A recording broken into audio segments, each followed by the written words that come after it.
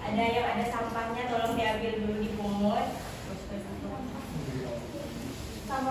Tidak ada.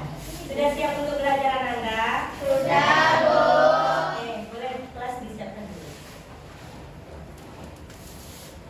Bersiap. Berdoa dimulai. Bismillahirrahmanirrahim. Raditu billahi rabban wa bil islami dinan wa bil Muhammadin nabiyyan wa rasulah. Rabbil zidni ilman warzuqni fahman. Amin. Oke, baik. Sudah siap kan untuk belajar hari ini? Sudah, Bu. Nah, untuk mengulas materi yang sebelumnya, yaitu tentang apa kemarin kita belajarnya? Teks LHU. Ada yang masih ingat pengertian dari teks LHU itu sendiri? Boleh, silakan. Teks yang berisi informasi tentang suatu pengamatan. Oke, baik. Yang lain apa? Boleh ditambah?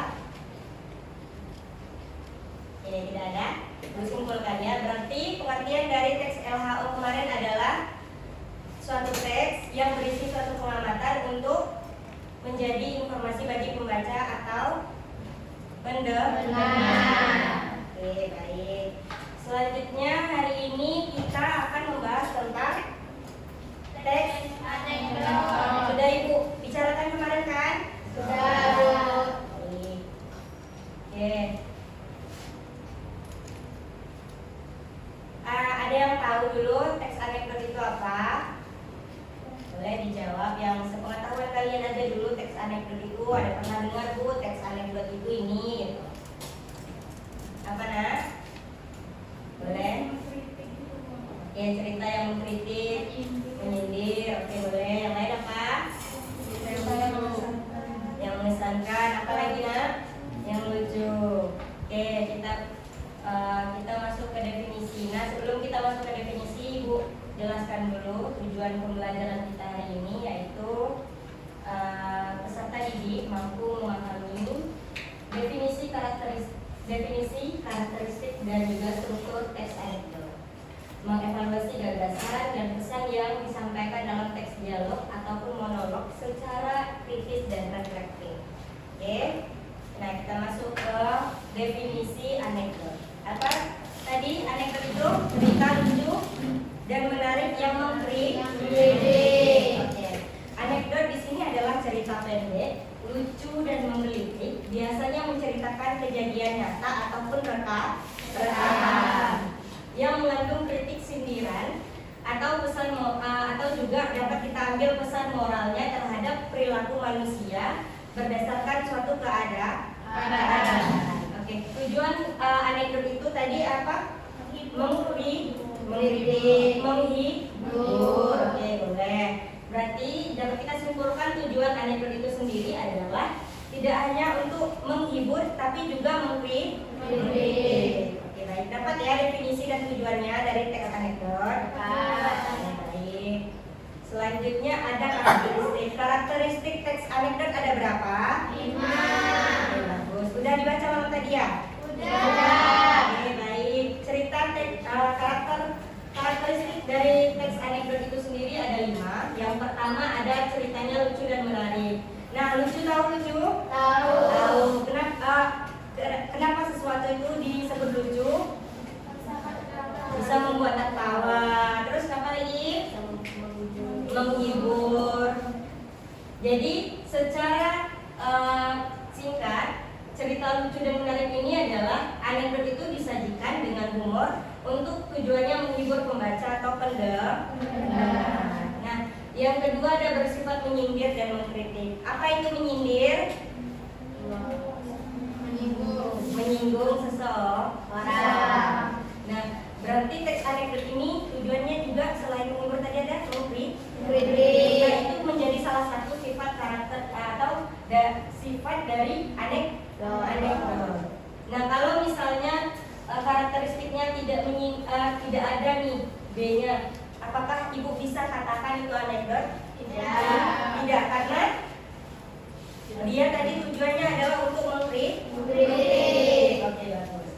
Cerita berisi sindiran halus terhadap perilaku, kebijakan ataupun situasi tertentu. Nah, selanjutnya ada bersifat mengesankan. Mengesankan itu adalah memberikan kesan mendalam dan mudah diingat. Jadi anekdot itu kalau kita baca kita ingat. Kayak misalnya kita baca terus besoknya kita ingat, oh ini pernah saya baca. Berarti cerita itu mengesankan. Selanjutnya ada menceritakan tokoh terkenal atau tokoh masyarakat. Tokoh dalam anekdot sering berasal dari kalangan pejabat, pemimpin, atau orang berpengaruh. Biasanya kalau yang kita temui sehari-hari apa? DPR, ya kan? Sering disindir secara halus melalui anekdot. Oke? Selanjutnya, oh iya maaf. Tadi ada yang terakhir, ada mengandung pesan moral. Di balik kelucuannya, anekdot juga memberikan pelajaran atau nilai kehidupan yang bermanfaat. Pesan moral itu apa yang dapat kita ambil dari cerita tersebut? Oh, ternyata berperilaku tidak menyenangkan itu juga tidak menyenangkan orang lain. Oke. Selanjutnya ada struktur anekdot. Struktur anekdot ada 3. Yang pertama ada orientasi, yang kedua ada komplikasi, yang ketiga juga ada evaluasi. Orientasi adalah bagian awal, pengenalan suatu cerita atau latar belakang sebuah cerita. Di situ ada pengenalan tokohnya, siapa-siapa ada yang main misalnya. Terus gimana suasananya gitu ya. Selanjutnya ada komplikasi. Nah, orientasi ini orientasi ini biasanya terdapat di paragraf paling awal. Dia memperkenalkan suatu tempat ataupun suasana, terus dia memperkenalkan siapa tokoh-tokohnya. Ya. Yang kedua ada komplikasi. Komplikasi ini adalah awal kemunculan masalah di dalam cerita tersebut sampai dengan puncak masalahnya. Ya. Sampai dengan puncak masalahnya selesai, nah itu baru bisa dikatakan evaluasi. Nah, di terakhir ini juga evaluasi ini sering juga disebut sebagai koda atau akhir cerita yang mengandung biasanya pesan moral. Oke, dapat ya. Komplikasi ini biasanya di bagian inti cerita, bagian isinya. Jadi ada awal, ada penutup, ada isinya. Berarti dia ada paragraf di tengah. Entah itu ada 3 paragraf di tengah, entah itu misalnya ada 5 paragraf. Bisa jadi nih ya. 2 paragraf terakhir itu adalah evaluasi, 2 paragraf ini adalah isi, awal paragraf itu orientasi. Tergantung bagaimana dia menyampaikan cerita. Baik. Mengerti ya? Paham ya?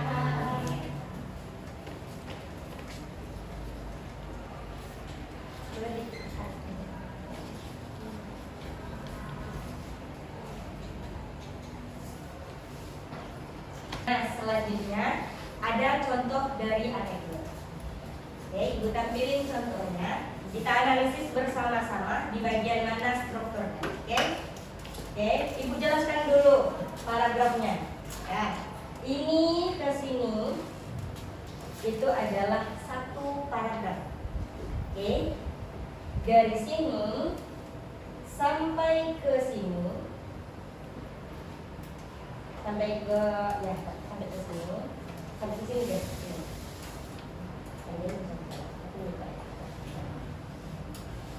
Sampai di sini. Jadi sini sampai ke sini, ini sampai ke Pak Arman. Dari 2 hari kemudian sampai Pak Arman itu paragraf kedua. Paragraf ini adalah paragraf ketiga. Jadi, nah, nih di sebuah desa kecil, Pak Arman seorang guru sampai ke sini. Ini adalah kalian baca dulu. Baca dalam hati kalian. Nah, kalian pikirkan ini apa? Bagian apa? Orientasi. bagian orientasi, ada pengenalan tokoh, pengenalan tempat, pengenalan suasana. Oke, baik. Nah, bagian sini sampai ke sini itu disebut apa? Kenapa komplikasi?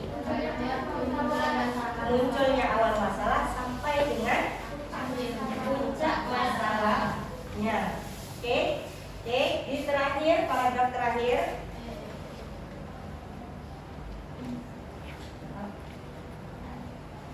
Paragraf terakhir itu bagian apa? Kenapa bagian evaluasi?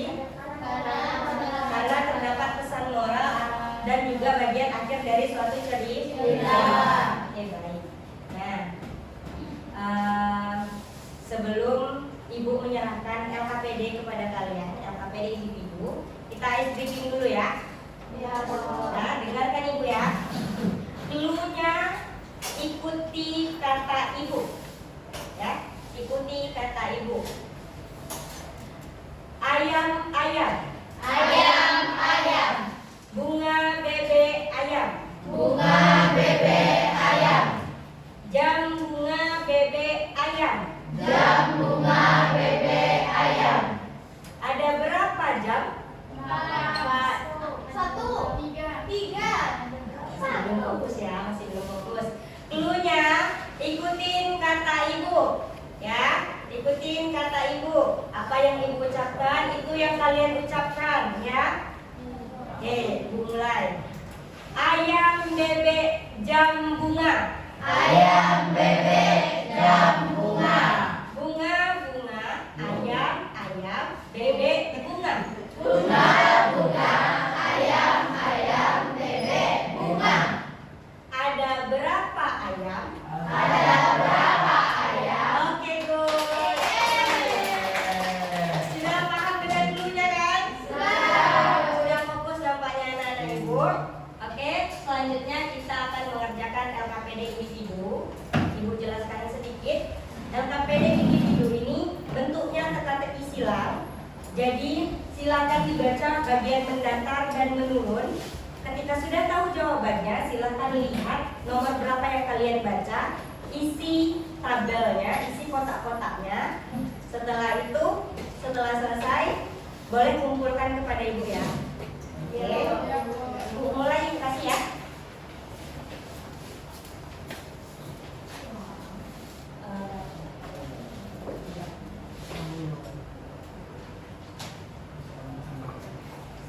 Udah sampai di grade ya.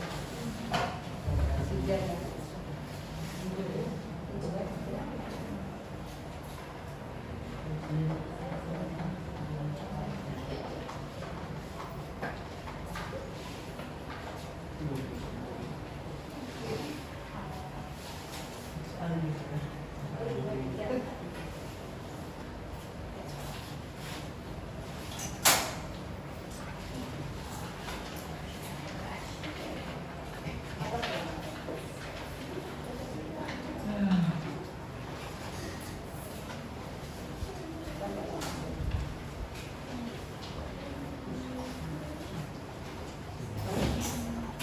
Ada yang belum dapat LKPD-nya?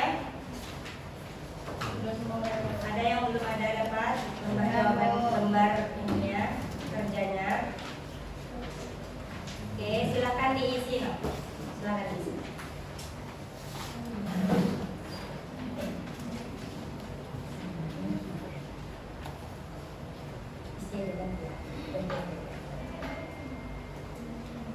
Kalau ada yang tidak bisa dijawab, tanyakan ke Ibu ya. Ya, Bu. Ya, Bu.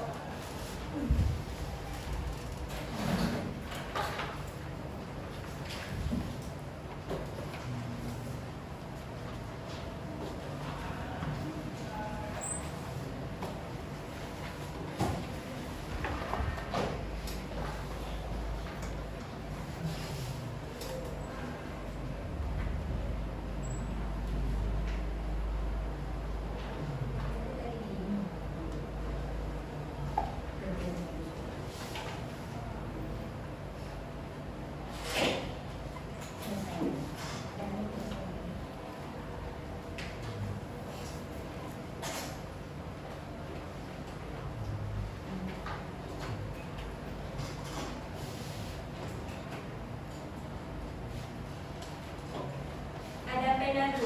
Ada yang punya pena 2? Ada lagi yang pena 2? Kenapa masih belum ada pena? Siapa namanya? Nisha. Siapa? Tasya ada pena? Oke deh,